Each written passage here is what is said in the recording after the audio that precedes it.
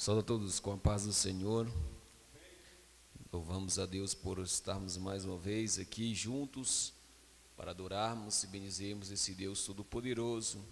Manhã essa de domingo, 30 de agosto de 2020, a qual Deus nos permite estarmos aqui, para estarmos mais uma vez adorando a Deus aqui na Escola Bíblica Dominical, aprendendo da palavra do Senhor Jesus Cristo. Vamos estar orando para nós estarmos iniciamos esta escola. Pai, nós te glorificamos, ó Deus, e te exaltamos, Senhor, pelo Senhor nos permitirmos estarmos aqui. Somos gratos a Ti, Senhor, pelo Teu amor, pela Tua bondade, pela Tua misericórdia, Senhor, pelo Teu amor ter nos alcançado, pela salvação, ó Pai Santo. Deus, fala conosco, Senhor, nesta manhã, Senhor. Fala com cada um que está em seus lares, fala com aqueles que estão no trabalho, ó Pai querido, aqueles irmãos que estão aqui na igreja, e nós possamos estarmos aprendendo juntos um pouco mais da Tua palavra. Senhor, que a Tua palavra venha estar transformando, que a Tua palavra venha estar, Senhor, purificando, e que a Tua palavra venha estar trazendo mudança de vida, Senhor Jesus. Deus, fica conosco e abençoa em nome de Jesus Cristo, mais uma vez, esta Escola Bíblica Dominical. Amém? Nós louvamos a Deus por tudo que Ele tem feito e por tudo que Ele irá fazer em nossas vidas, amém? Vamos estar lendo, irmãos, o tema da lição hoje é como vencer as oposições à obra de Deus. Os irmãos que estão em casa, que não têm revista e já estiveram nos acompanhando, a nossa leitura bíblica em classe está em Neemias capítulo 4, do versículo 8 ao 20, e depois 1 João 4 e 4 e capítulo 5, versículo 5. Nós estaremos fazendo essa leitura bíblica em classe. Como vencer as oposições à obra de Deus? Textuário. Mas em todas essas coisas somos mais do que vencedores, por aquele que nos amou. Romanos capítulo 8, versículo 37. Verdade prática. Quando depositamos nossa confiança em Deus, descobrimos que Ele é muito maior do que todos os obstáculos que encontramos. Isso é verdade, irmãos. Quando nós depositamos tudo a nossa confiança no Senhor, nós sabemos que os obstáculos, eles serão pequenos diante do nosso Deus Todo-Poderoso. Leitura bíblica em classe, Neemias capítulo 4, versículo 8. Abra sua Bíblia, você que está em casa, que não tem revista, para estar acompanhando conosco. Neemias 4, versículo 8 ao versículo 20, diz assim: E ligaram-se entre si todos para virem atacar Jerusalém e para os desviarem do seu intento.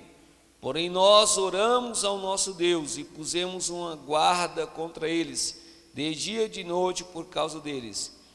Então disse Judá: já desfaleceram as forças dos acarretadores, e o pó é muito, e nós não poderemos edificar o muro. Disseram, porém, os nossos inimigos: nada saberão disso, nem verão, até que entremos no meio deles e os matemos. Assim faremos cessar a obra. E sucedeu que, vindo os judeus que habitavam entre eles, 10 vezes nos disseram que todos os lugares tornavam a nós, pelo que pus guarda nos lugares baixos, por detrás do muro e nos altos, e pus o povo pelas suas famílias, com as suas espadas e com as suas lanças e com os seus arcos.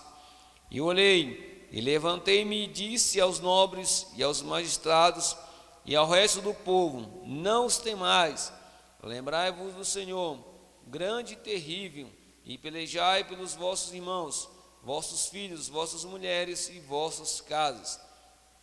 E sucedeu que, ouvindo os nossos inimigos, que já o sabíamos, e que Deus tinha dissipado o conselho deles, todos voltamos ao muro, cada um à sua obra. E sucedeu que desde aquele dia metade dos seus moços trabalhava na obra, e a outra metade deles tinha as lanças, os escudos, os arcos e as couraças. E os chefes estavam por detrás de toda a casa de Judá, e os que edificavam o muro, e os que traziam as cargas, e os que carregavam, cada um com uma mão fazia a obra, e na outra tinha as armas. E os edificadores, cada um trazia a sua espada cingida aos lombos e edificava. E o que tocava a trombeta estava junto comigo. E disse eu aos nobres e aos magistrados e ao resto do povo: grande e extensa é a obra, e nós estamos apartados do muro, longe uns dos outros. No lugar onde ouvirdes o som da buzina, ali vos ajuntareis conosco, o nosso Deus pelejará por nós. 1 João capítulo 4, versículo 4. Filhinhos, sois de Deus, e já os tendes vencido, porque maior é o que está em vós do que o que está no mundo. 1 João 5, 5. Quem é o que vence o mundo, senão aquele que crê que Jesus é o Filho de Deus? Louvado seja Deus. Pai, nós te glorificamos, ó Deus, pela tua palavra, Senhor, agora lida, Deus eterno. Senhor, fala, Senhor Jesus, no estudo desta lição, Senhor, nesta manhã. Usa, Senhor Deus, o evangelista Ezra, que estará, Senhor, ministrando, Senhor, a tua palavra, Senhor, aos nossos corações, que ele possa ser um canal de bênção, Senhor, para nós, ó Deus, que nós possamos sermos ouvintes praticantes da tua palavra, que nós possamos estarmos guardando ela no nosso coração para não pecar contra ti. Fala com cada um, Deus, que a tua palavra possa alcançar, Senhor, corações nesta manhã, Jesus, e fazer mudança para a glória do teu nome, que o Senhor possa estar trazendo despertamento para a tua igreja, Senhor. Meu Deus e meu Pai, Senhor, neste momento queremos também estar intercedendo pelo nosso irmão Valmir, dar uma recuperação ao teu servo, Senhor, abençoa, e que ele possa vencer, Senhor, esse Covid, em nome do Senhor Jesus Cristo. Ser conosco, abençoa, em nome de Jesus. Amém? Pastor evangelista Wesley, uma oportunidade. Glória a Deus, glória a Deus, queridos, a paz do Senhor, a todos um ótimo dia maravilhoso, que sol lindo, dia perfeito, que Deus possa nos abençoar, em nome de Jesus. Nós vamos estar nessa manhã adorando a Deus, aprendendo mais um pouco da palavra do Senhor, sendo ministrado por Deus, e eu tenho certeza que Deus tem muito para falar, para fazer, e a gente precisa entender a vontade de Deus sobre as nossas vidas. Nós vamos estar tratando de um tema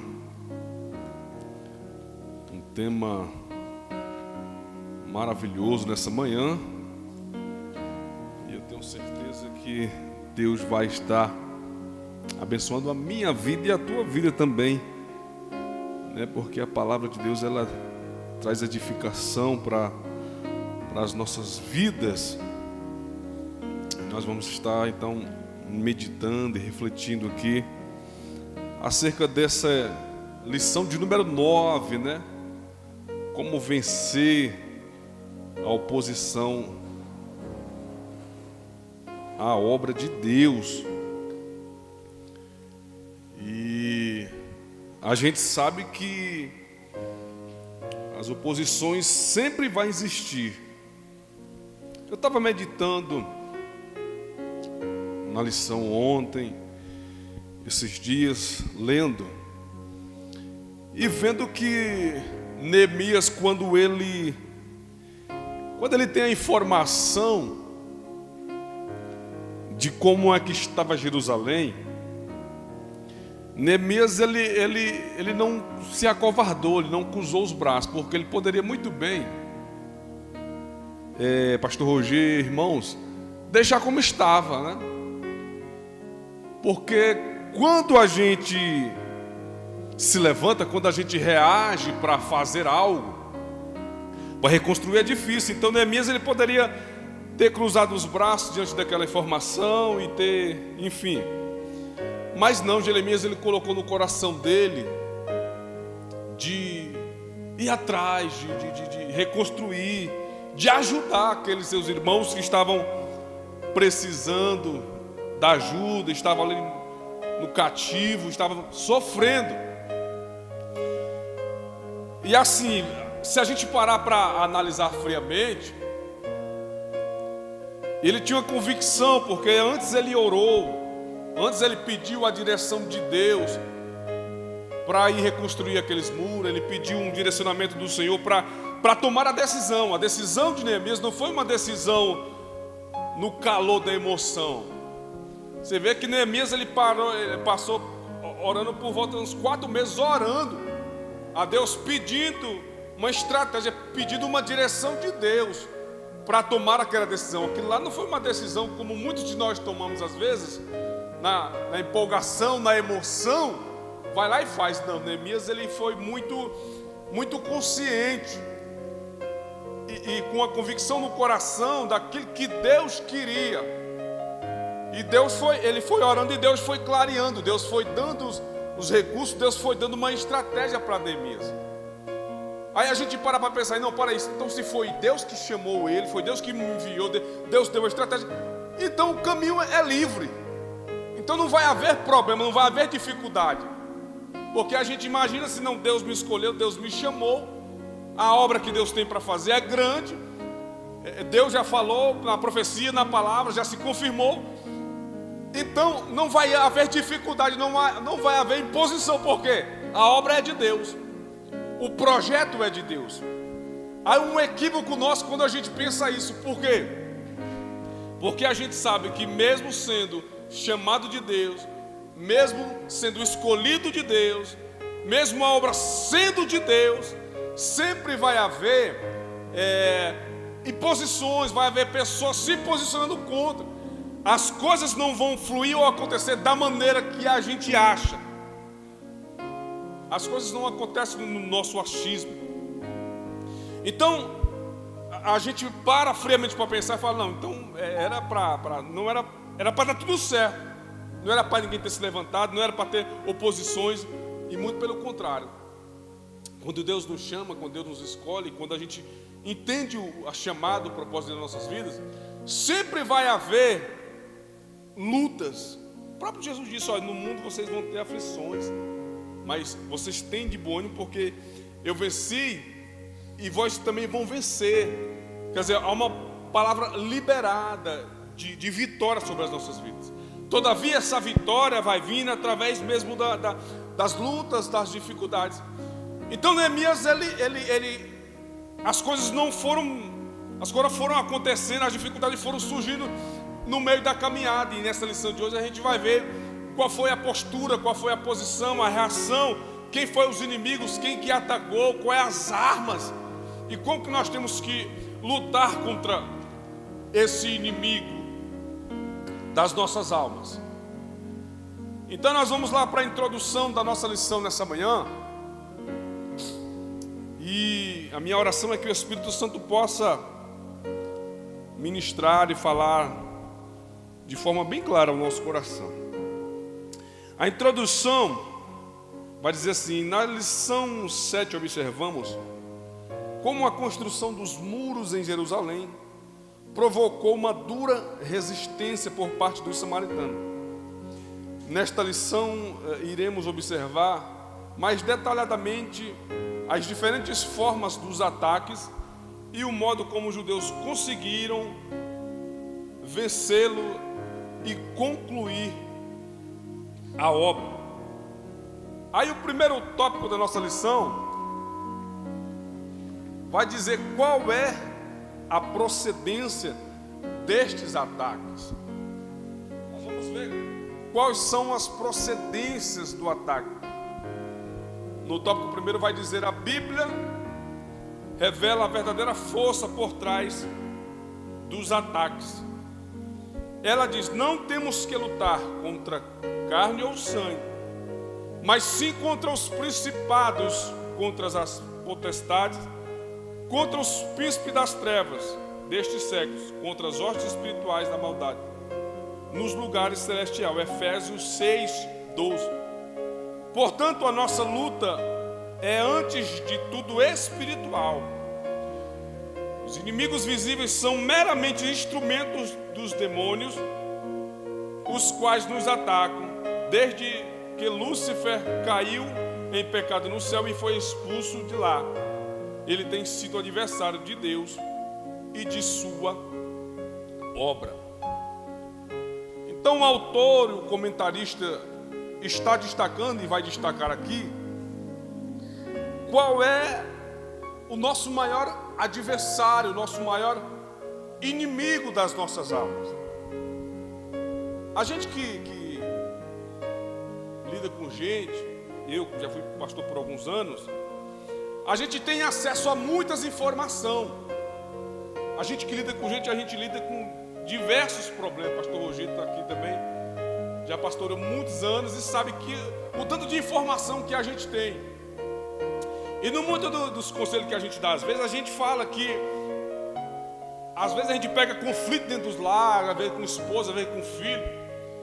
E eu sempre aconselho dizendo, olha, o seu marido, às vezes quando é conflito de casal, a gente sempre fala que a esposa não é inimigo do esposo. O filho não é inimigo do pai, o filho não é inimigo da mãe. Porque às vezes as pessoas confundem. Então a gente enfrenta muitos conflitos e a gente precisa deixar bem claro. É claro que a esposa não é um inimigo do esposo.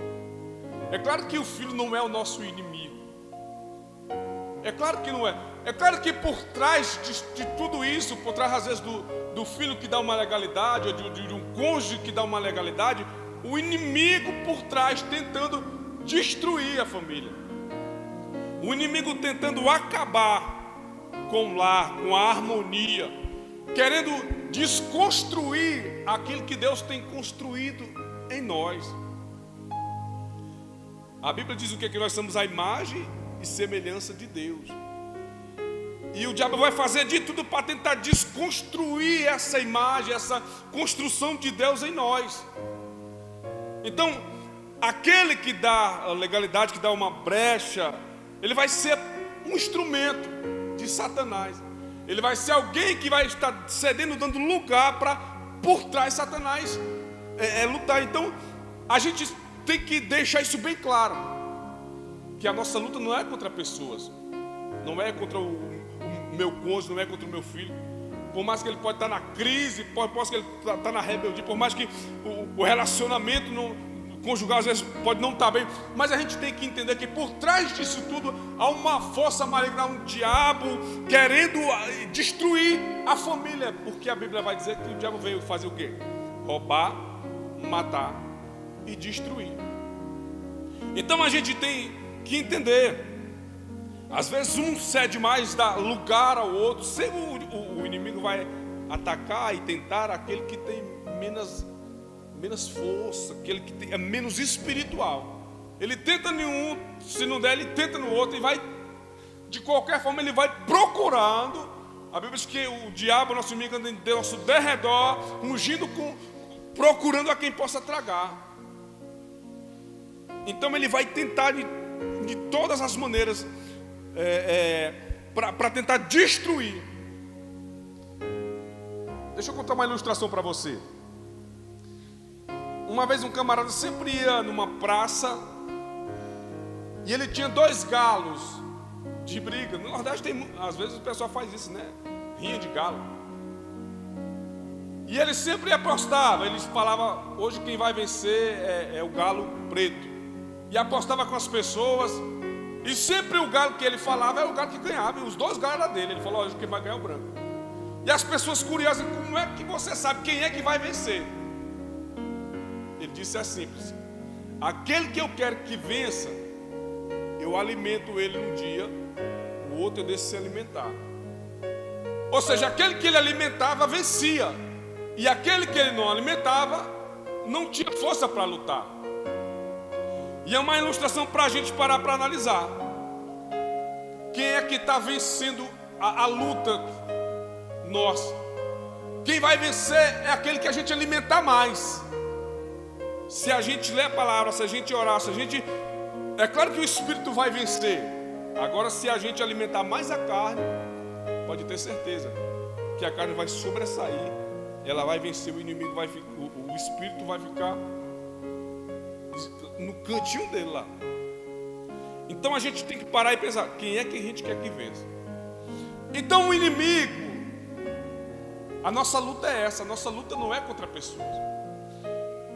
Quando a gente olha para a história de Israel, antigamente, pastor Rogério, as lutas eram entre pessoas mesmo. Antigamente era guerra, exército com exército. era na faca, na espada, era guerra contra exército, contra pessoas. Mas nós não estamos no Antigo Testamento, nós estamos na época da graça e a nossa luta é espiritual. A nossa luta é como essa pandemia, esse vírus retrata muito bem a vida espiritual. Essa crise retrata muito bem, é o retrato da vida espiritual. Porque é você lutar contra alguém que você não consegue ver, não consegue enxergar, não sabe por onde vem. É o inimigo das nossas almas. Todavia, às vezes a gente sabe por onde vem. Todavia, a gente sabe o espaço que dá, porque eu tenho aprendido que o diabo só tem um espaço que a gente dá para ele. Ele só tem um espaço que a gente dá. Aí a gente dá a brecha, dá o espaço, vai reclamar de quê? Deu espaço, ele vai entrar na brecha. Só tem um espaço que a gente dá. Então, se eu der o espaço, se você der o espaço, ele vai entrar naquele espaço que você der. É ali que ele vai entrar. Então, por que a gente precisa entender quem é o nosso inimigo? Para a gente poder ter as armas para enfrentar. E a gente consegue ver por onde Satanás, às vezes, na maioria das vezes ele vem? Não. Como que ele age? Às vezes, não. Quem é que sabe? Quem é que conhece? Deus. Deus sabe.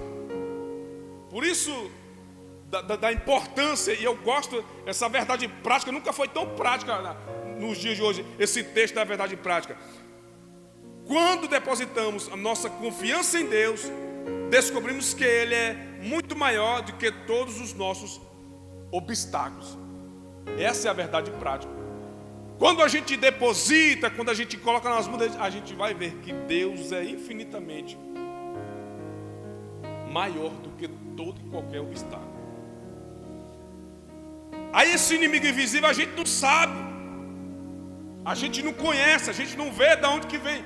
Mas existe um Deus que sabe. Existe um Deus que sabe. Então a gente precisa fazer o quê? Entender que o nosso inimigo não... O comentarista vai dizer que não são... Os visíveis são meramente instrumentos de demônios, né?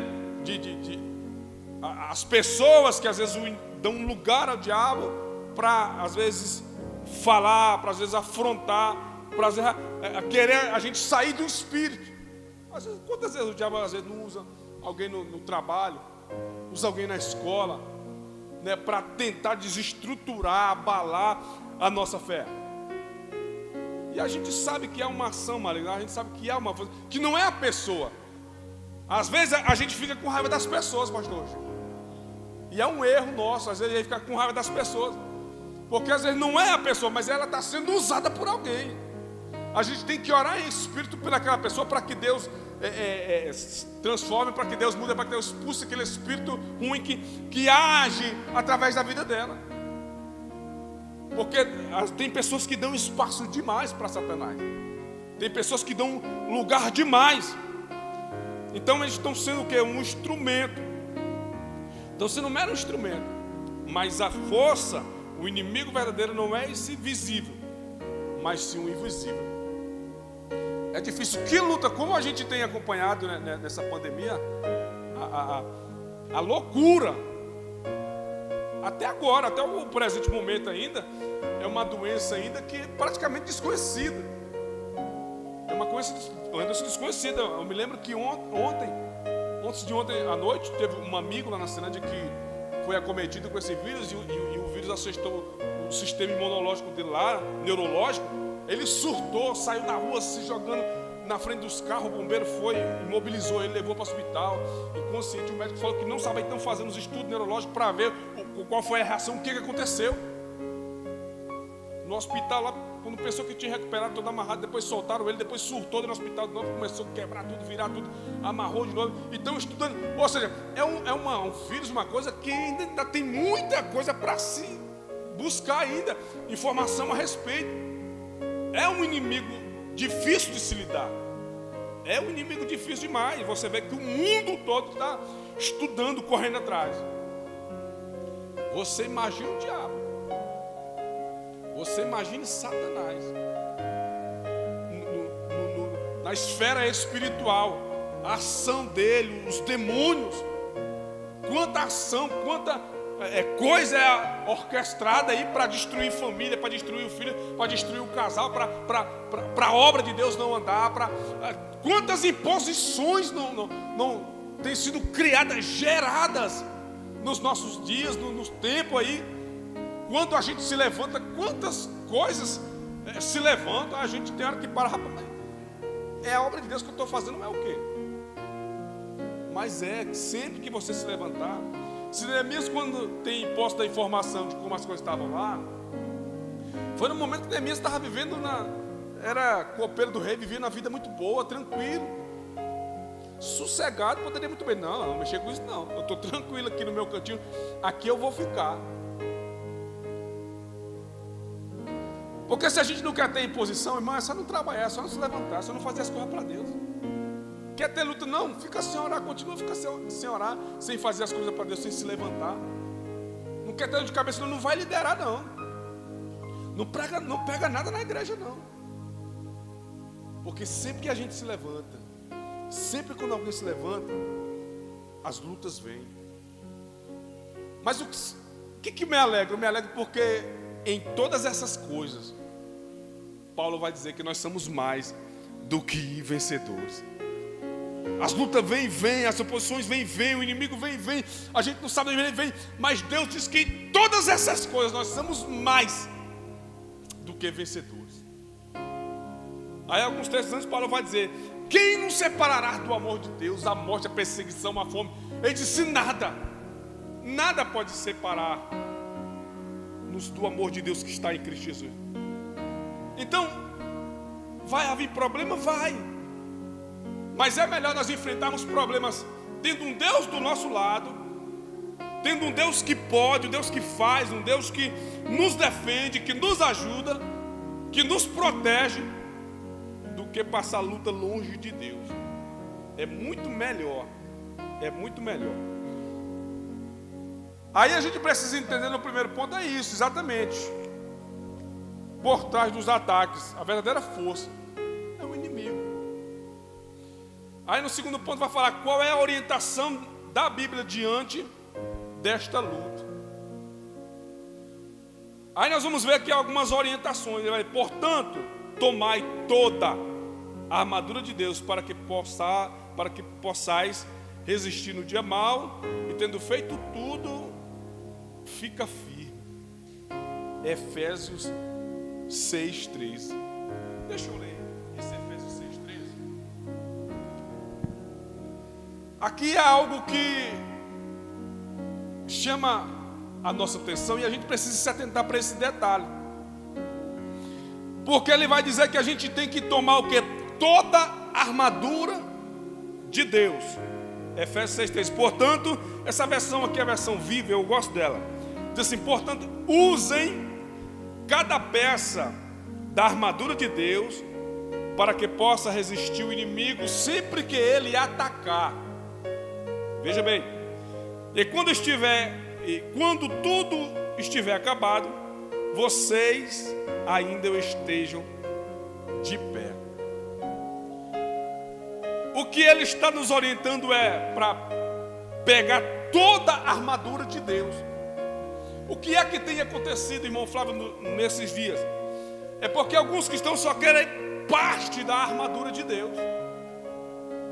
Só querem parte da armadura de Deus. E o conselho, a instrução aqui para a igreja é: tomai toda a armadura de Deus. Não é parte da armadura. Porque se a gente pegar só parte da armadura, algum lugar vai ficar fragilizado. Alguma área vai ficar em aberto para que o inimigo possa atacar. Ele diz: pegai toda a armadura de Deus para que possais resistir o dia mau, e depois de tendo feito tudo, fica firme. É interessante, deixa eu ler ainda o 14 do Efésios 6. Mas para fazer isso, vocês, descendo do cinturão, forte da verdade, a couraça da aprovação de Deus, calçar os sapatos para fazê-lo andar depressa na pregação, a boa nova da paz de Deus. Em cada batalha vocês precisarão da fé como escudo para deter as flechas ardentes disparadas por Satanás contra vocês. Precisarão do capacete da salvação e da espada do Espírito, que é a palavra de Deus. Ele vai dizer que depois que enfrentarmos tudo isso, depois que o inimigo atacar e tentar desestruturar a gente, depois que a gente, uma vez estando de posse dessa armadura do Senhor, quando ele parar de atacar, a gente fica firme, porque o inimigo sempre vai atacar. O inimigo sempre, não existe momento na história do cristão que o inimigo vai deixar de atacar. Não existe. Se não estiver passando, o cristão não estiver passando por algum problema, tem alguma coisa errada. Porque o inimigo sempre vai tentar nos levar para longe de Deus, nos afastar. Ele sempre vai. Como que a gente vai vencer? A gente só vai vencer se a gente seguir as instruções que Deus tem nos dado. A gente só vai conseguir vencer esse inimigo, resistir a ele, quando a gente seguir a instrução da palavra do Senhor. Aí no tópico, ainda no 3 aqui, ele vai dizer: nesta luta contra o mundo invisível, as armas mais eficazes é a fé. A Bíblia diz: quem é que vence o mundo, senão aquele que crê que Jesus é o Filho de Deus? Porque isso a Bíblia aconselha: milita a boa milícia da fé, toma posse da vida eterna, pela fé experimentar operações do Espírito Santo em vossa vida. Jamais devemos permitir que alguma coisa venha abalar nossa fé, porque sem fé é impossível agradar a Deus. Devemos não temer, mas somente crer. Não deis lugar ao diabo. Então a Bíblia vai dizer que sem fé é impossível agradar ao Senhor. A gente precisa exercitar a nossa fé. A gente é muito tímido quando se trata de relação à nossa fé. Porque geralmente, quando as coisas estão bem, a gente tem uma fé assim sobrenatural. Quando as coisas estão acontecendo, né? Quando as coisas vai bem, quando tem dinheiro sobrando, quando a família vai bem. Mas basta vir uma enfermidade, basta vir uma crise como essa, muitos começam a se revelar, a não ter uma fé que pensariam que tinham. Eu fico pensando de Pedro. Pedro disse: olha, Senhor, eu estou disposto a morrer. Eu estou disposto a ir contigo, vamos embora. Não vão te levar, não. Se vier, eu vou arrebentar. Jesus olha para ele e fala: Pedro, tu não é tão forte assim como você pensa que é. Em outras palavras, ele diz: hoje mesmo tu me negarás antes que o galho cante. Pedro achava que era o cara, ele achava que era um super crente. Mas aí Jesus olha para ele e fala: meu filho, você não é isso tudo não. A gente não é aquilo tudo que a gente pensa que a gente é. A gente precisa crer mais, a gente precisa confiar mais. A gente confia muito pouco. Quantas lutas a gente passa na nossa vida que a gente murmura, que a gente reclama? Processo, a gente às vezes não entende o processo de Deus na nossa vida. A gente não quer entender o processo de Deus, porque tudo tem um processo, todo milagre ele tem um processo. Aí nós estamos no processo, Deus está num processo ali, nos passando, né, pela peneira, pelo vale, para nos amadurecer, nos dar um espírito maduro, para a gente glorificar mais, para melhorar o nosso testemunho.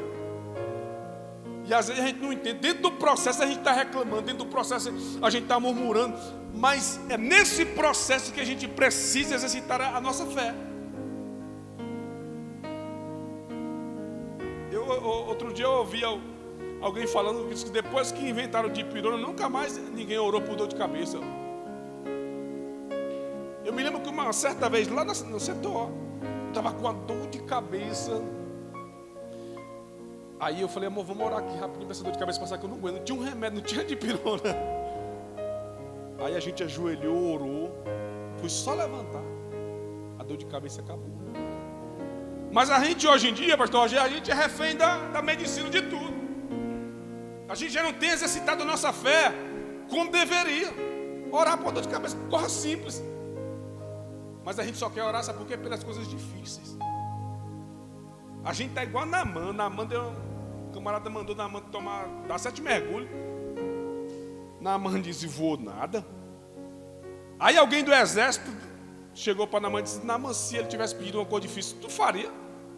Ele falou, faria. Moço, pois faça essa coisa fácil. Isso é tão simples. Só quer fazer o difícil, o impossível, o sobrenatural. Se tivesse pedido coisa difícil, tu faria? Faria. Moço, pô, vá banhar. É tão simples. Mas a gente já não tem se atentado de fazer o simples. A gente já não tem se atentado para fazer o natural, o simples. Não, a gente quer fazer o impossível. Ah, não, porque quando eu tiver, quando eu for, não. Quando for todo mundo. E a gente precisa exercitar essa fé para a gente vencer. Qual é a vitória que vence o mundo? É a nossa fé. É essa fé. É pequena. É com essa fé pequena mesmo que Deus vai te abençoar, que Deus vai te honrar, que Deus vai te usar, que Deus vai fazer com que você vença as oposições. Vocês lembram quando Neemias estava construindo lá? Quem são esses meninos fracos aí? É fraco, por que ele estava preocupado com os fracos, né, pastor Roger? Quem esses homens falam? É fraco, mas o inimigo, você pensa que você é fraco, mas o diabo vai se opor a você. Ah, mas minha fé é pequena, o inimigo vai se levantar contra você com a sua fé pequena, porque ele sabe que a gente é pequeno, que a tua fé é pequena, mas existe um Deus grande, que é poderoso e age por você. Eles olhavam e viam, não, quem é esse povo fraquinho? Mas eles sabiam que aquele povo fraco tinha um Deus forte. Sabia que aquele povo fraco tinha um Deus poderoso, um Deus por trás, um Deus que uma vez que a mão dele está estendida já era, ninguém faz ela voltar atrás, um Deus quando quer agir, ninguém pode impedir. E o inimigo sabe disso. O inimigo sabe disso. Ele estava falando, é fraquinho, mas eu sei quem é o pai da criança. Mexe com o pai do menino, mexe com o pai do menino para tu ver. Eles sabiam que Deus era poderoso para, mesmo no meio daquela limitação, no meio daquela pouca força, que Deus é da gente, que Deus trabalha, que Deus age em nós, pastor Paulo. Deus, ele age com a nossa pequenez mesmo, na nossa ignorância. Para quê? Para mostrar que não é eu ou você que fazemos. É Ele que faz, é Ele que produz, é Ele que está nas mãos dele. A matemática de Deus é diferente da nossa. O grande o pequeno é o fraco é que é forte, o pequeno é que é grande, o que chora é que é bem-aventurado. A matemática de Deus é totalmente diferente da nossa. A gente acha, não, pô, se Deus é como os pais de Davi, ele, não, se Deus for fazer alguma coisa, vai ser através de Eliabe, que é o mais velho, é o primogênito. E às vezes a gente olha, não, se Deus for fazer alguma coisa na igreja, vai ser através da vida do pastor, vai ser através da vida do Flávio, vai ser através da vida do irmão. E a gente acha que às vezes Deus vai fazer a família através da vida de alguém menos de você. E pode ser que é através de você que Deus vai fazer alguma coisa lá, que você é esse agente de transformação. Mas a gente fica na nossa pequenez, a gente fica achando que a gente não tem condições. É só para Deus.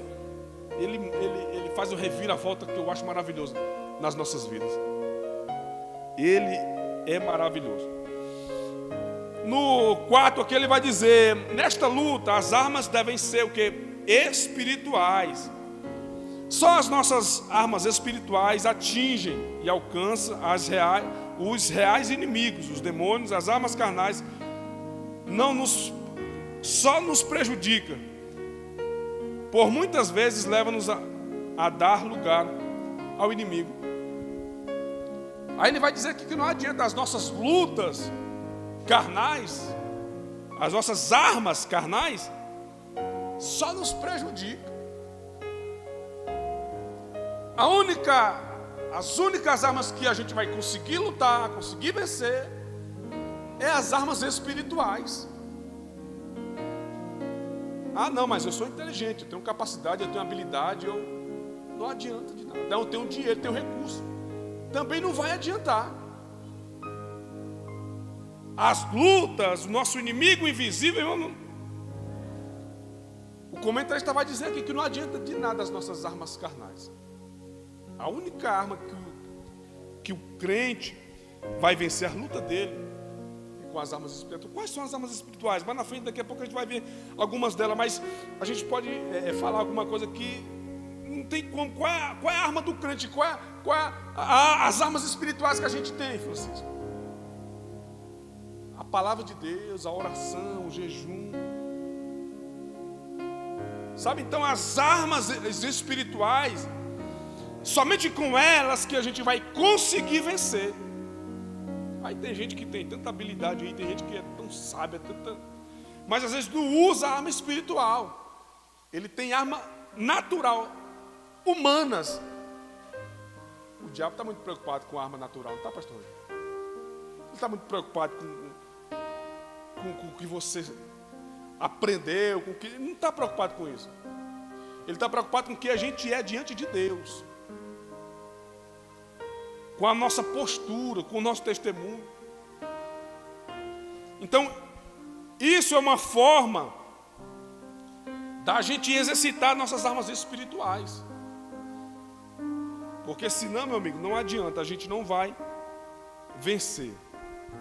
Aí no finalzinho que ele diz: por muitas vezes leva-nos a dar lugar ao inimigo. As armas carnais só nos prejudica.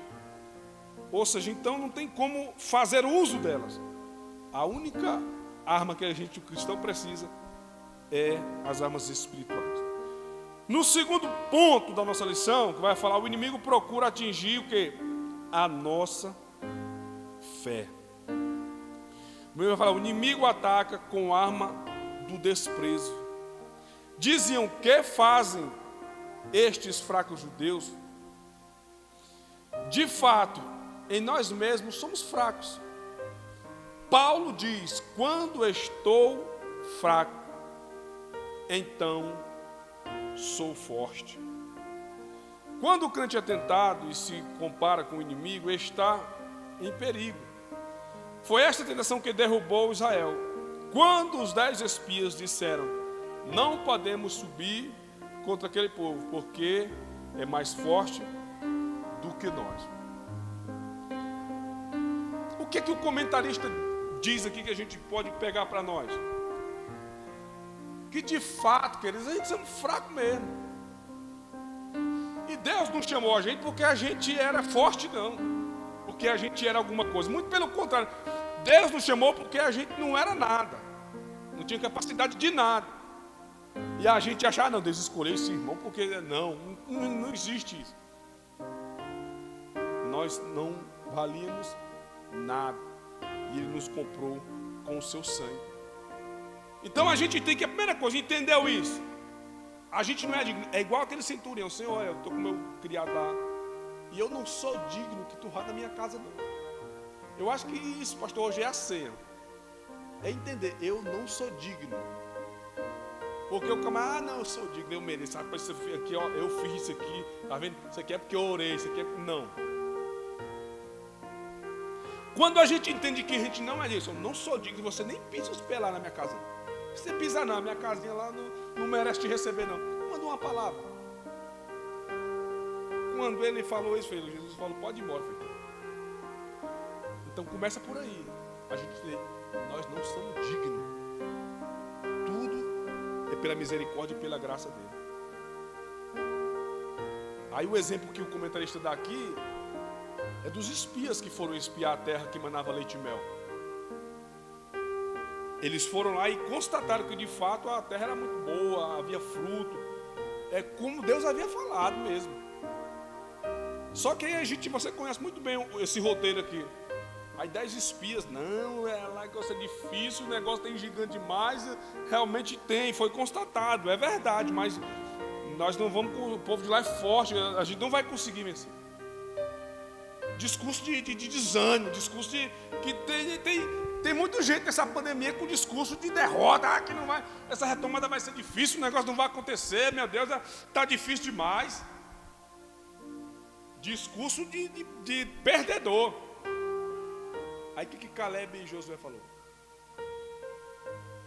Se o Senhor for conosco, não tem mais. Se Deus estiver conosco, igual Moisés, quando Moisés ia lá e falou, Deus falou que ia enviar anjo, não envia anjo não. Se o Senhor não for comigo, não é do pé daqui. Não sai, porque ele sabe que andar com Deus é vitória certa. Andar com Jesus é vitória certa. Vai vir luta, vai. Aí aqueles espias lá com aquela mensagem negativa, o Josué falou, não, vocês param com esse negócio aí, gente. Para de desânimo. Se o Senhor agradar de nós, ele fala, se o Senhor agradar de nós vamos tomar aquela terra, Deus prometeu vai ser nossa, tomar posse. Aí tem hora que a gente tem que sair do meio desses 10 espias. Porque acaba esse discurso, colocando o povo em pavor e medo. Porque se a gente ficar ouvindo discurso de gente que não exercita fé, de gente que só olha para os problemas, só olha para a dificuldade, mas está difícil, a crise está grande, tá. Mas a gente precisa olhar pela fé. Como diz a verdade prática.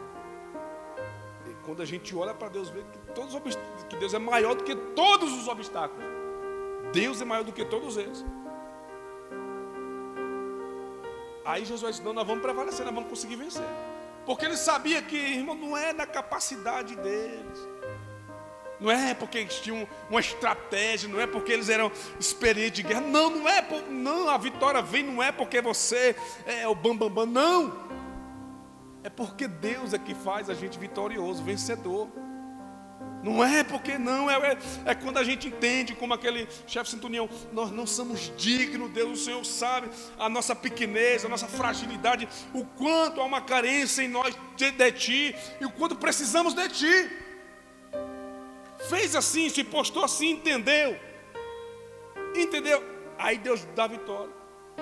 O que o Josafá, quando foi tomado daquele medo lá, que vinha aquele monte de exército, vai acabar com tudo. Josafá, rapaz, eu não sei o que fazer. Sinceramente, eu não sei o que fazer. Não tem estratégia na manga aqui, eu não sei. Eu só sei de uma coisa. Eu vou continuar olhando para o Senhor. Os meus olhos estão postos em Ti, Deus. Olha que cabra de fé, rapaz.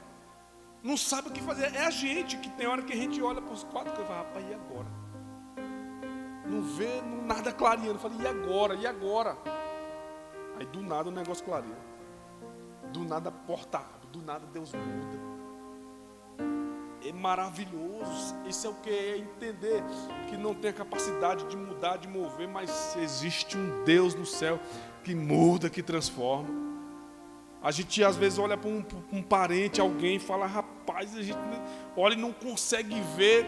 Mas é porque nós estamos olhando com nossos olhos naturais.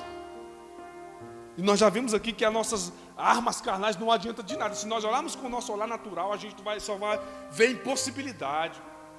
Só vai haver incondição. Ou a gente vai olhar e não vai conseguir enxergar. Se olhar com nossos olhos carnais. Mas se olharmos com nossos olhos espirituais, a gente vai olhar para um ente querido, um parente, já vê transformado. Já vê liberto. Já vê Deus usando a vida dele para a glória do Senhor. Agora, se a gente olhar pensando, achando que é a gente que transforma, a gente tem capacidade de fazer o quê? De mudar quem? Ninguém. Nós não temos capacidade de mudar ninguém, de transformar ninguém, de vencer ninguém, nem no natural aqui. Imagina no invisível, nosso inimigo invisível. Mas Deus pode. Ele sabe como fazer. Ele sabe como agir. Ele sabe como o inimigo vem. Ele sabe. Então o que a gente tem que fazer? Confiar. Deus, eu não sei. É igual você está falando, não sei como fazer. mas eu confio em Ti. Eu confio em Ti, o Senhor foi o Senhor poderoso. O Senhor, eu já tive tantas experiências. O que Davi teve coragem de enfrentar aquele gigante? O que um exército todinho de braço cruzado, aquele monte de gente amedrontada, não tinha ninguém. E não tem coisa pior do que você estar no meio de um exército e não tem ninguém com coragem para lutar, para enfrentar. As experiências, eu acho que nos ajuda a vencer, o que vai nos ajudar muito nessa caminhada cristã é exatamente as experiências que a gente já teve e tem com Deus todos os dias. Quantas lutas a gente já passou, quantas provas, e a gente já superou, a gente já venceu. Porque a gente lutou só? Claro que não, a gente só não teria vencido, não teria conseguido, teria sido desesperado. Mas a gente sempre existiu um Deus do nosso lado. Sempre existe um Deus que aposta em você. Vamos correr. Aí o segundo ponto aqui vai falar: o inimigo ataca com as armas do escárnio. Trata-se de uma arma que os inimigos da obra de Deus têm usado em todos os tempos. Quando os servos de Deus sofrem escárnio, são tentados a ficar desanimados.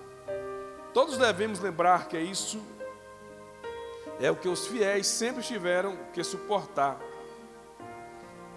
Em Hebreus vai destacar que alguns dos fiéis enfrentaram. Hebreus 11:36, deixa eu ler para você. Olha o que aconteceu com os fiéis. Isso aqui está na galeria dos heróis da fé.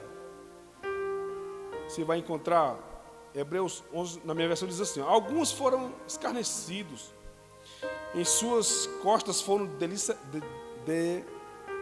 laceradas com chicotes, quase não sai. E outros foram acorrentados em masmorra. Alguns morreram apedrejados, outros cerrados ao meio. A outros foi prometida a liberdade, se negassem a fé.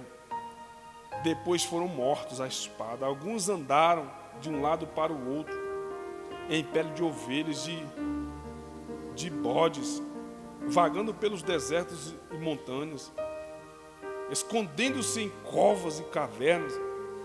Passaram fome, ficaram doentes e foram maltratados.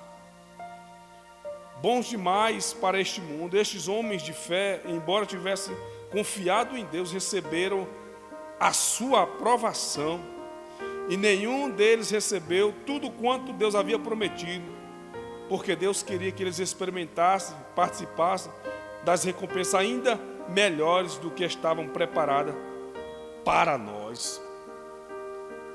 Olha o que esses homens enfrentaram, gente.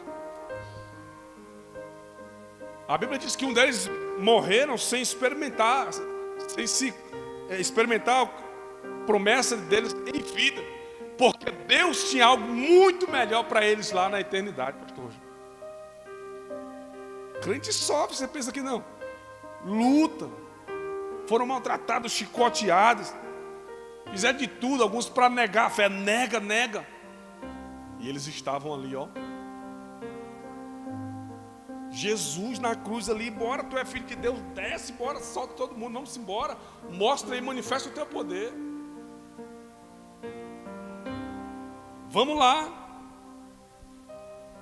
O cristão sempre vai enfrentar, meu irmão, escárnio, vão zombar da nossa fé, vão querer que a gente negue a fé a Cristo, tudo, para você desistir, para você, o inimigo vai atacar, é uma das armas que ele, uma das armas é essa. Vai tentar para quê? Para que você lá, meu Deus, eu estou servindo a Deus e o negócio, o trem está ficando difícil, mas isso é um momento onde que Deus, como eu já disse, é o processo de Deus na nossa vida, é o processo, Deus está nos lapidando ali, Deus está gerando testemunho ali, porque é o nome dele que vai ser glorificado. E é nessas horas, irmãos, é nesse momento que a gente tem que exercitar a nossa fé. Porque é difícil, para um cristão, a gente sabe que tem muitos servos de Deus nessa terra que passam lutas travadas. Todos nós passamos. Umas maiores, menores, mas todo mundo tem sua luta. Nós não estamos sozinhos, não é só a gente que passa a prova. Fala com o pastor Oswaldo, tem as lutas dele. Tem, eu tenho, o Flávio, todo mundo, todos os irmãos que tem, todo mundo tem, quem não tem?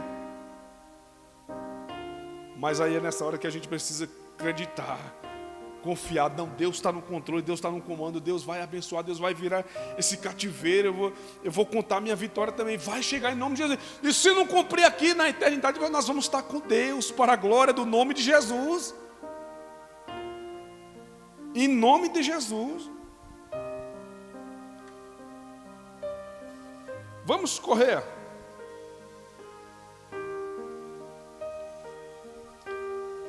No 13 ele vai dizer, o inimigo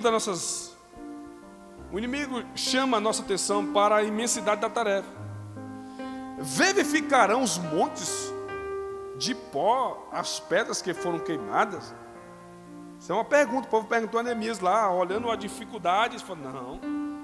Moisés, ao olhar para a dimensão da tarefa pela qual Deus chamou, recusou-se a ir. Quando, porém, Moisés meditou na palavra de Deus, que Deus iria com ele, que Deus seria a sua boca, Moisés se animou e viu as montanhas tornando-se em campinas. Quem faz a obra é Deus, mas ele usa instrumentos. Ainda que eles sejam pequenos, a tarefa é grande. A tarefa é grande, a obra é grande de Deus. E a gente, às vezes, na nossa pequenez, a gente fica minimizando o chamado, a obra de Deus. Mas a obra que Deus tem para fazer na nossa vida é muito grande. A gente se acha incapaz, a gente se acha tão despreparado. Mas quando Moisés, Deus chama ele, aquelas desculpas como nós damos às vezes. Ah não, porque isso e mais isso a gente... Mas quando Moisés alinha, quando Moisés se posiciona ali, entende o propósito chamado, então vamos lá, eu vou. O que Deus fez na vida de Moisés? Olha o que Deus é capaz de fazer. Em um chamado que parecia meio desconfiado, ele começou, mas começa desse jeito. De um homem que era gago, que não sabia falar direito, que começou a se minimizar, ele falou, não, fica tranquilo. Eu quero que você seja o meu instrumento. Quero que você seja um agente. Vamos lá, e ele aceita o desafio. Ele aceita o desafio.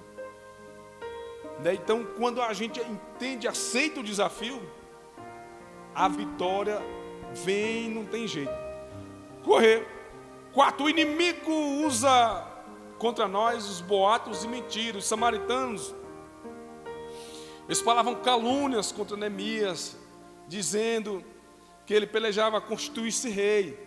Tudo isso era para amedrontar os judeus e assim atingir sua fé em Deus. Neemias responde, de tudo que dizes, coisas nenhuma sucede, mas tudo do coração o inventas.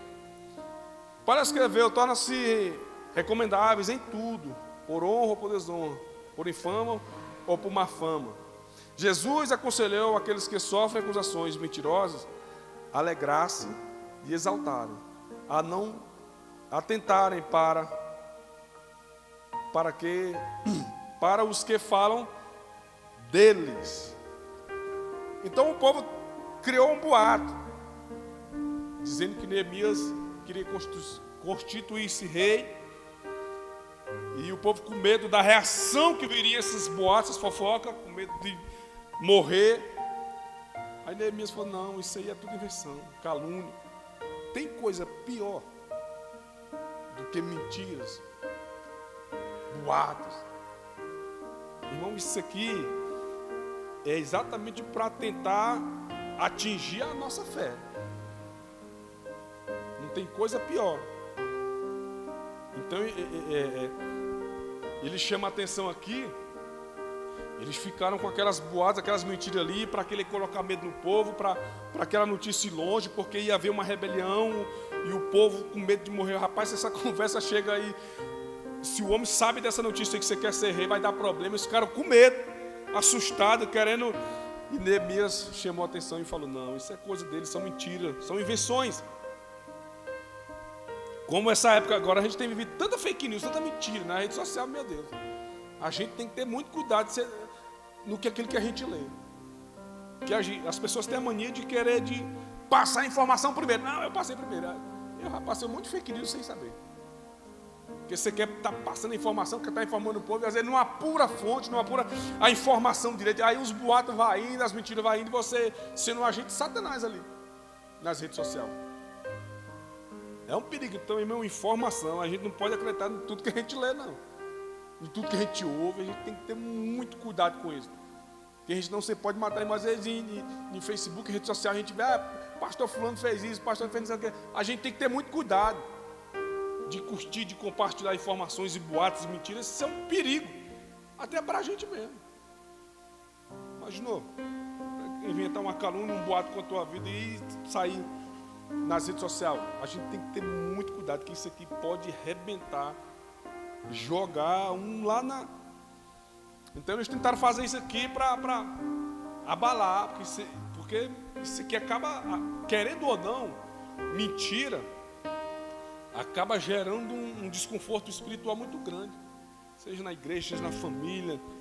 É muito perigoso. Então a gente tem que ter cuidado demais com isso. O quinto inimigo usa como armas a astúcia. Os samaritanos convidaram os judeus juntos para congregarem na aldeia. Porém tentaram fazer o mal a Neemias, insistiram na proposta, mas o convite foi repetidas vezes recusado por Neemias. Estou fazendo uma grande obra.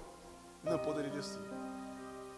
Rapaz, repetidamente, é aquela tentação, é aquela de José. Você lembra de José? Chegava para trabalhar todo dia, a mulher de Potifar, deita comigo, deita comigo, deita comigo, todo dia. Todo dia, a Bíblia diz que todo dia era a mesma coisa. Repetidas vezes. O inimigo vai tentar. Tentou hoje, não deu certo não. Amanhã eu vou tentar, vou cercar o Guilherme hoje, amanhã. Tu imagina, chegar todo dia no teu trabalho e a mulher tentando, deita-te comigo, deita-te comigo. Meu amigo, tem que ser crente. Aí um dia estava só os dois. Aí ele falou assim, não. Estando só os dois na casa. Ela pensou, não, ele não deitou porque tinha gente, mas agora só está eu e ele agora. Caminho aberto. José falou, não, filha, não é porque está só nós não. Não tem, a minha fidelidade é aqui, ó. É na vertical, aqui não influi não. O inimigo é sujo, rapaz. Estando só os dois lá, agora vai. Aí é que o crente tem que se demonstrar mesmo, quando não tem ninguém olhando, né, pastor? E Moisés mesmo, ele só matou aquele egípcio, porque a Bíblia diz que ele olhou para um lado, olhou para o outro, não vendo ninguém, matou o egípcio. É fácil demais você pecar quando a gente olha para um lado, não tem ninguém. Eu parei, não tem ninguém não. O comportamento de quando não tem ninguém olhando é um, mas o comportamento de quando tem alguém olhando é outro. Mas José, no comportamento dele era aquele ali. Não era porque tinha gente, não. É porque ele tinha convicção da fé dele, da fidelidade dele a Deus, de quem ele estava servindo. Porque é muito bom você se comportar de uma gente quando é supervisionado. Ah, não, pastor, o meu líder está aqui. Opa, eu tenho que... Meu líder saiu, agora vai para atitude. Aí não rola. Então, o comportamento do cristão não é quando ele está sendo supervisionado. Moisés só esqueceu da coisa. Quando olha para um lado, olha para o outro lado, não está vendo ninguém, mas esqueceu de olhar para onde? Para cima. Quando a gente olhar para um lado, olhar para o outro, não está vendo ninguém, mas tem que olhar para cima, porque existe um Deus do céu que nos vê. Aí a gente não pode esquecer de olhar, não. E aqui pode não ter ninguém, mas no céu existe um Deus que está vendo tudo. E a Bíblia diz que Ele trará a luz, até aquelas obras que estão em oculto, né? Então a gente tem que ter cuidado com isso. Então Neemias recebeu o convite. Vem cá, desce aí, dá um pausa. Dá um stop aí nessa obra aí. Fala, não, gente, eu não posso me distrair, não. Não tem tempo para me distrair. Como alguns de nós, às vezes se distrai, dá uma pausa aqui no meu ministério, vou dar um pause na chamada. Não tem como a gente dar pausa na chamada, naquele que Deus tem para nós. Não tem, porque tem vidas morrendo, pessoas precisando de ajuda, a obra de Deus, a igreja precisa, não tem como a gente dar não, deixa eu dar uma distração aqui. Deixa eu dar um pause aqui, depois eu retomo. Não. Foco. Sabia o que queria, objetivo. Não, eu estou aqui, não vou... Se eu parar aqui, vai perder o ritmo aqui, daqui voltar, vai recomeçar de novo. E a gente viu quanto essa obra ficou parada, um período grande. Agora pegou novamente e falou, não, vou parar não, vamos pegar aqui, vamos acabar só quando... Aí eu me lembro quando eu era pequeno, lá no Maranhão, que eu tinha uma tia minha, menino, eu louvo a Deus muito pela vida dela, que ela botava eu para trabalhar desde pequenininho, pastor. Pegava um facão lá, tinha um quintal grande, um monte de pé de manga, tinha que rastelar, e ela falava o seguinte: ó, só vamos sair quando o sol for embora. E ela, miudinho, eu ficava indo para aquele sol. Falei, rapaz, tem que dar essa rota todinha. Vai demorar, meu amigo. E não saía não, daquelas tias brabas mesmo, aquelas tias. Ai, sai para ver. Meu amigo, capinava, limpava, cortava tudo. E eu olhava e falei, meu Deus, esse sol não vai embora nunca mais. Não vai embora mais não, Francisco. Pensa no desespero. Quando ela ia lá para casa, eu já sabia. Mas ajudou a forjar o nosso caráter, graças a Deus. Não virei bandido, não virei maconheiro. Então, é processo. Processo a gente tem que aprender, meu amigo. Louvo muito a Deus, apanhei muito dela e eu louvo muito a Deus. Tem processo. Então, a gente não pode parar, não. Já a obra de Deus, ela exige isso, ela exige que a gente seja constante. Porque a obra continua grande e os obreiros continuam pouco. Continua pouco, na mesma época do mesmo jeito daquela época. O sexto diz: o inimigo usa como arma as ameaças. Os inimigos dos judeus ameaçaram guerrear contra eles, a fim de espalhar medo e pânico entre o povo de Deus. Porém, disse Neemias: oramos ao nosso Deus que possa nos guardar contra eles. Os judeus não atacaram os samaritanos, mas defenderam a sua área de trabalho. Então, uma das armas que o inimigo vai usar também é exatamente a arma da ameaça. Eles ameaçaram que eles iam guerrear contra eles lá para tentar criar um pânico, para tentar desestruturar o povo lá. Mas sabe o que eles fizeram? Eles fizeram aquilo que a gente faz muito pouco, que foi orar. Orar para que Deus pusesse guarda contra eles. Mas se a gente orasse como deveria, né, pastor? Nós sofríamos tão menos. Nós sofríamos menos, as lutas eram menores, mas a gente só luta quando está na UTI ou na urgência ou na emergência, né? Quando está na iminência. Aí é que a gente fica mais espiritual um pouco. Aí a gente cria uma disciplina melhorzinho quando a luta vem, quando o parafuso aperta. Mas se nós tivéssemos uma disciplina maior espiritual, irmãos, acho que a igreja do Senhor estaria mais estruturada. A igreja estaria avançando mais se tivesse uma disciplina, porque a gente tem no mundo espiritual uma dificuldade muito grande de disciplina.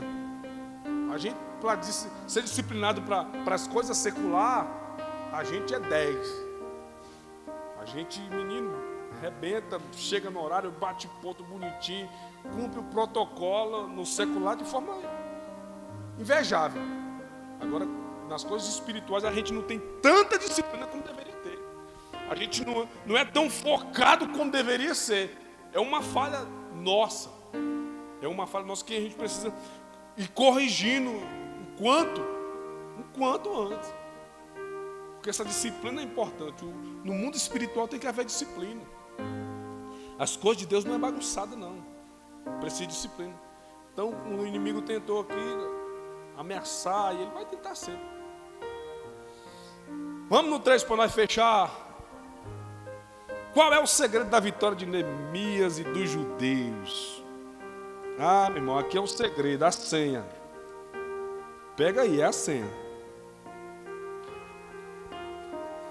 Os judeus venceram porque tinham certeza que estavam na vontade de Deus. Olha o segredo aí, viu? Esse segredo aqui é o segredo da sua vitória e da minha vitória. Neemias disse aos seus inimigos: o Deus dos céus é o que nos fará prosperar. Rapaz, isso aqui é de uma sabedoria muito grande, porque ele sabia quem é que ia fazer prosperar. Sabia que estava dentro do centro da vontade de Deus. Ele sabia que tudo aquilo, que as coisas externas não podem afetar a nossa fé, como não afetou a fé de Jeremias.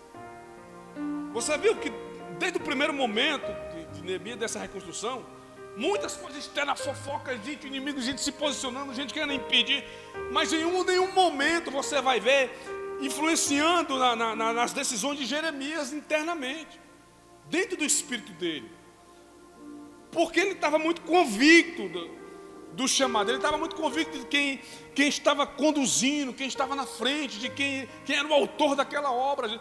Neemias estava muito convicto, ele disse: quem vai prosperar é Deus, fica tranquilo, vamos só trabalhar, vamos só fazer, porque de fato é Deus que faz a obra crescer, é Deus que faz a obra prosperar.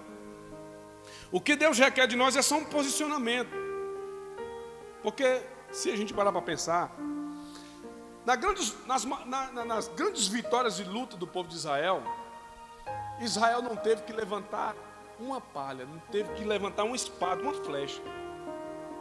Você que lê a Bíblia, você conhece a história, você vê muitas batalhas, algumas vitórias na vida do povo de Israel, eles não fizeram nada.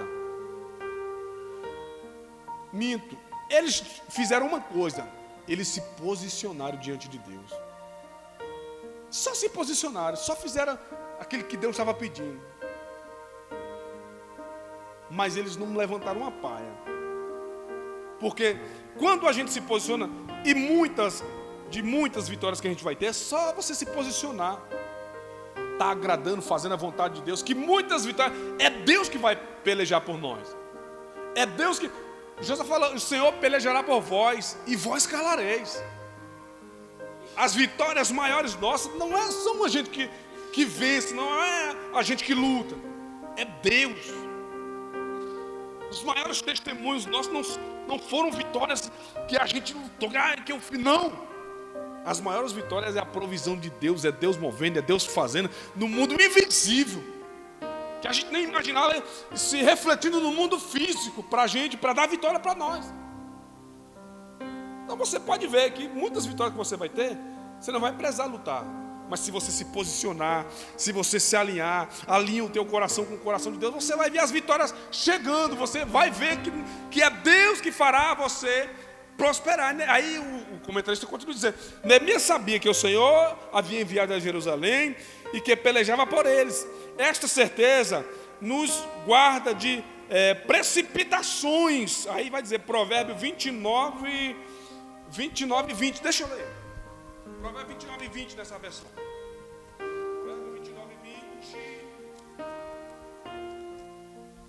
20. 29 e 20. Vamos ver o que o sábio diz para a gente.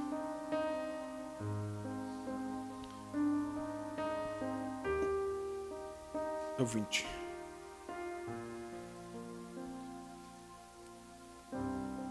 Há mais esperança na vida há mais esperança na vida para um irresponsável do que para um homem que fala sem pensar no que diz. Que coisa, hein? Ele está chamando a atenção aqui com relação à precipitação da fala, de falarmos palavras impensadas. Então Neemias não estava preocupado com isso não, gente.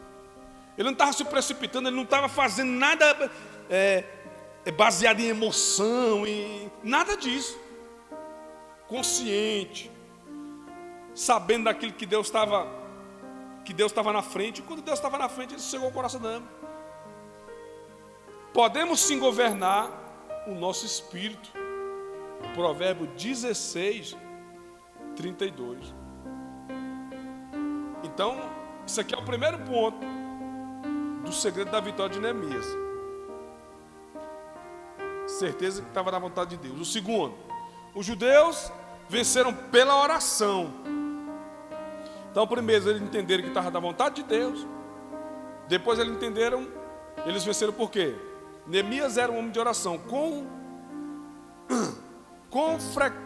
sequência, lê-se sobre como Neemias orava. Ouve, ó Deus, lembra-te de mim, para o bem, lembra-te do meu Deus, lembra, meu Deus, de Tobias. Aí Neemias chama atenção para aqueles que estavam tentando impedir. Ó Deus, Tobias, Sanbalate, essa turma aí, lembra deles. Eles estão querendo atrapalhar o negócio, Jesus. Lembra deles, Jesus. Lembra deles, Deus. E Deus lembrou. Lembra deles aí. Aquele que ora, coloca a sua dificuldade diante de Deus, que pode resolvê-la. O mesmo Deus que nos exortou a orar também prometeu nos responder as orações. Então Neemias, eu acho que o pilar central da vitória de Neemias foi exatamente a oração. Foi a primeira coisa que ele fez quando a informação chegou para ele da situação que estavam os seus irmãos que viviam lá em Jerusalém. Foi orar, foi tomar uma direção. E eu acho que isso aqui é a senha, é o segredo da vitória da sua igreja, a vitória de cada família. Orar, colocar as suas orações diante de Deus e crer que Deus responde, crer que Deus faz, crer que Deus ouve as nossas orações. Você lembra que quando Deus envia o anjo Gabriel a Daniel, ele disse: Daniel, do primeiro momento que você começou a orar, a primeira oração que tu fez, Deus ouviu que eu vim por causa das tuas orações. Eu vim aqui não foi porque ninguém, foi porque você orou. Você estava pedindo uma resposta, Deus mandou a resposta para você. Sabe que grau de intimidade, que Deus quer saber se a gente tem apresentado a Ele aquilo que a gente precisa. Que a gente se fala muito, mas a ação, a oração é pouco.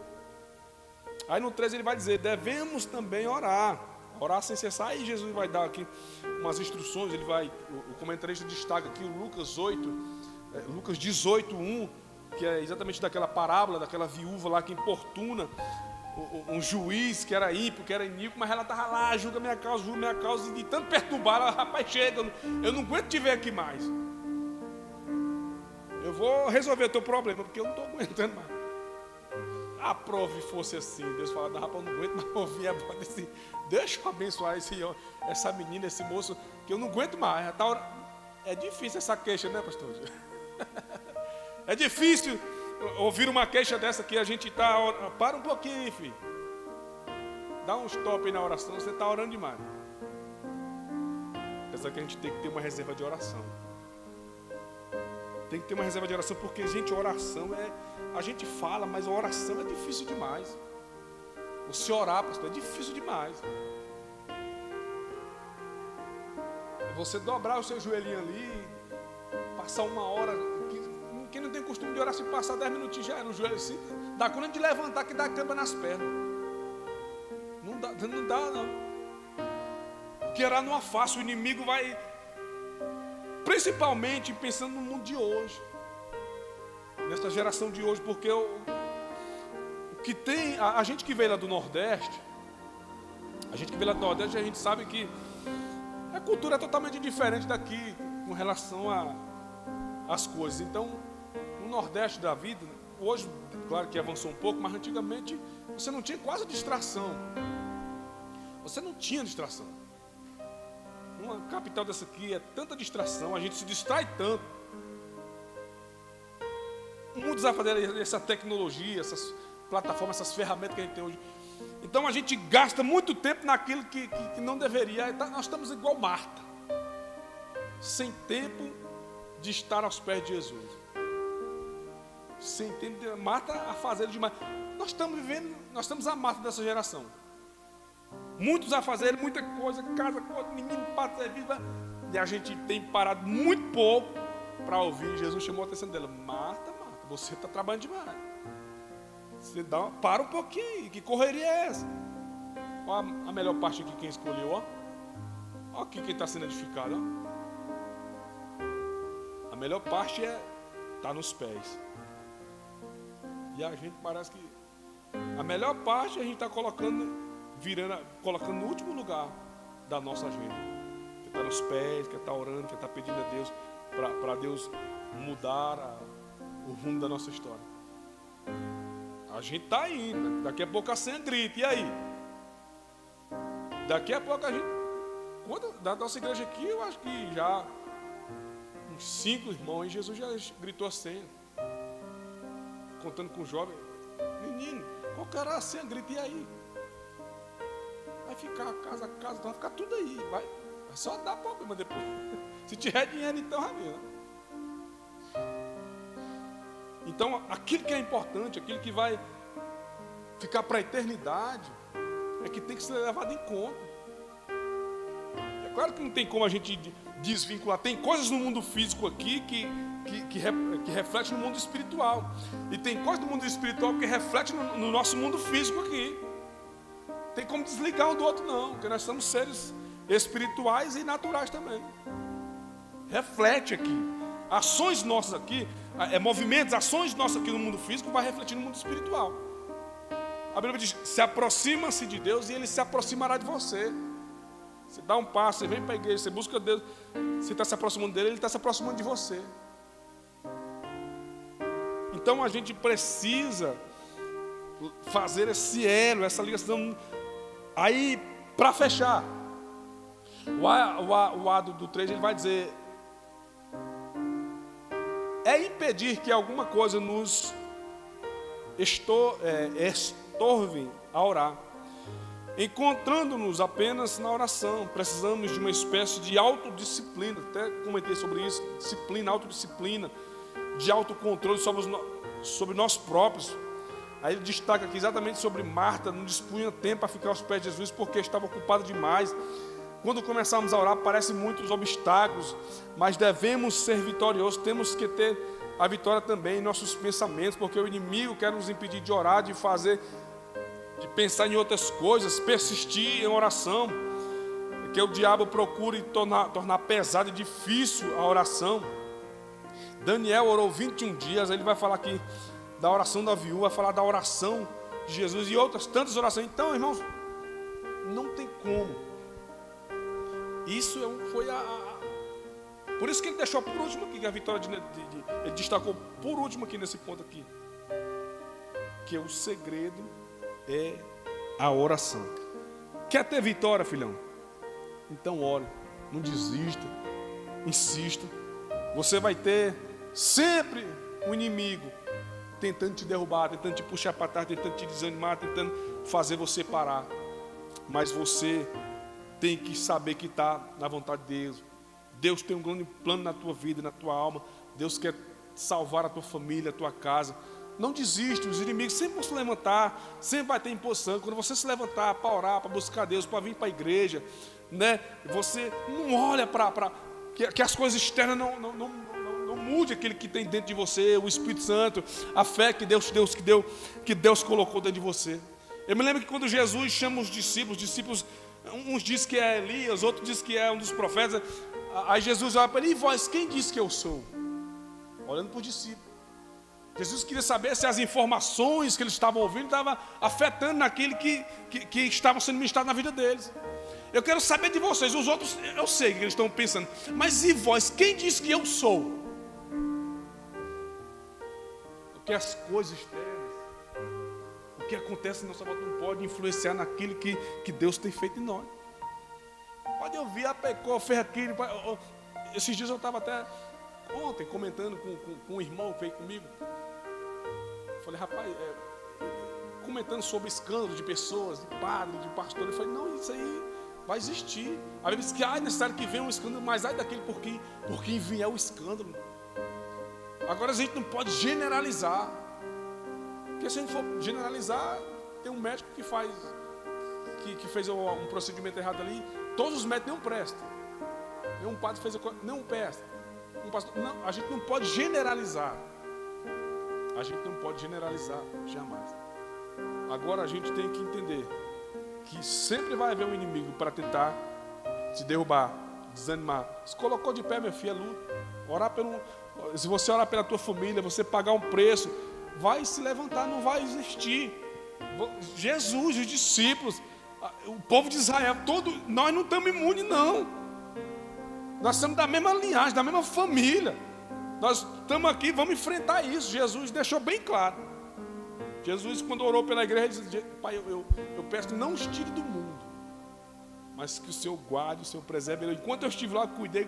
O Senhor agora envia o Consolador aí, cuida deles, para que eles possam. Então, nós estamos debaixo da oração de Jesus. Jesus orou pela essa igreja, orou por mim, orou por você. Por isso que estamos de pé.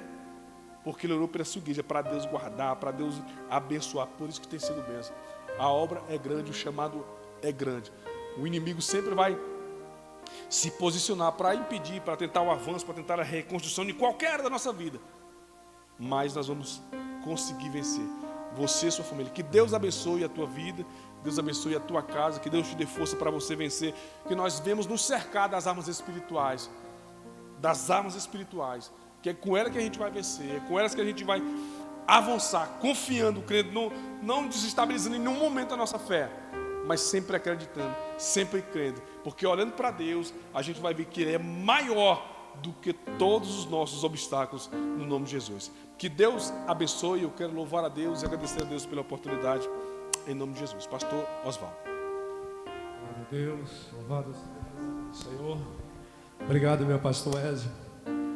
Que Deus continue usando o Senhor maravilhosamente. Queridos, nosso tempo já está elevado, mas se você prestou atenção bem nesta lição, a oração é a chave da vitória. O último tópico aqui deixa claro isso, que os judeus venceram porque primeiro sabia que Deus estava nesse negócio. E em seguida você vai ver aí a B, C, D, aí mostrando que a oração é a chave da vitória. Pastor Ezio falou que não é fácil orar. Não é verdadeiramente fácil orar. Mas você sabe por que não está fácil, pastor? É porque não estamos acostumados a falar com Deus. Orar é falar com Deus. Vitória é falar com Deus. E nós às vezes nos esquecemos de falar com Deus. A gente às vezes bate o joelho no chão aqui. Chega sábado aqui, nós tínhamos 3 pessoas. 3 pessoas no sábado. Agora me pergunto eu, será que nós estamos querendo verdadeiramente orar? Não sei. Quero deixar essa conclusão para você. Se você orar, você faz a obra do Senhor. Se você orar, você tem vitória. Na quarta-feira passada nós estivemos aqui falando também de oração. Da vitória através da oração. E nós vamos continuar falando de oração. Porque eu acredito que o crente, o cristão, o servo de Deus só terá vitória se ele orar. Não existe outra arma de maneira nenhuma que venha nos trazer vitória a não ser isso. Então, muito bom. Obrigado, pastor Ezio. E o senhor continua usando a palavra de Deus. Flávio, depois eu quero falar contigo um tiquinho, tá? E nós vamos estar ofertando na casa do Senhor. Nós vamos estar trazendo dízimos, a oferta. Você logo mais à noite que não está no templo, que ainda não dizimou, ainda dá tempo do seu nome estar, né, nesta lista de dizimista da igreja. Nessa lista, não é a lista aqui terrena não, viu, Flávio? É lá nos céus. É a lista que tem lá nos céus. Essa lista vai dizer assim: olha, o Flávio, ele é um homem grato a Deus, porque de tudo aquilo que Deus colocou na mão dele, ele entendeu que ele é apenas mordomo disso aí e entregou os 10% daquilo que Deus colocou na mão. Então, lembre-se disso, hoje é 30, esse é o último culto deste mês e logo no próximo culto já é o mês de setembro. E o que eu gostaria muito de ver o seu nome nesta lista, e Deus também. Gostaria muito que você mostrasse para Ele que é grato, é grato para com Ele, amém? Vamos estar trazendo aqui a sua oferta, o seu dízimo, vamos estar colocando aqui, em nome de Jesus. E logo após nós estaremos orando e convidando você para estar, para estar conosco logo mais às 18 horas. Venha, não fica em casa. Não fique em casa, não tema nada, porque Deus é contigo, Deus está contigo em nome de Jesus. Amém? Vamos colocar de pé, vamos estar orando, abençoando isso aqui, pedindo para que Deus multiplique esta oferta que recebemos aqui nesta manhã, para que Deus multiplique o pão na tua mesa durante esses 30 dias que nós vamos entrar agora no mês de setembro. Soberano Pai que estás nos céus, em nome do teu Filho amado Jesus, eu te dou graças, meu Deus e meu Pai, por esta oferta que chegou nas nossas mãos. Pai, abençoa ela, abençoa a nossa receita, abençoa o teu povo, abençoa, meu Deus e meu Pai, tudo aquilo que o Senhor colocar na mão do teu povo para que venha prosperar. Pai eterno, Pai querido, nos dê um culto maravilhoso logo mais à noite, nos abençoa a palavra, nos abençoa os cânticos, nos abençoa os louvores. Então, Pai santo, Pai querido, em nome de Jesus eu te peço e te agradeço. Amém e amém. Quero convidar a irmã Elda para estar cantando aquele hino para mim logo mais à noite, tá bom, minha irmã? Em nome de Jesus, viu? A senhora vai estar cantando aquele hino para mim logo mais à noite, em nome de Jesus. Para mim não, para Jesus, né? Amém? Flávio, quero falar contigo só 2 minutinhos.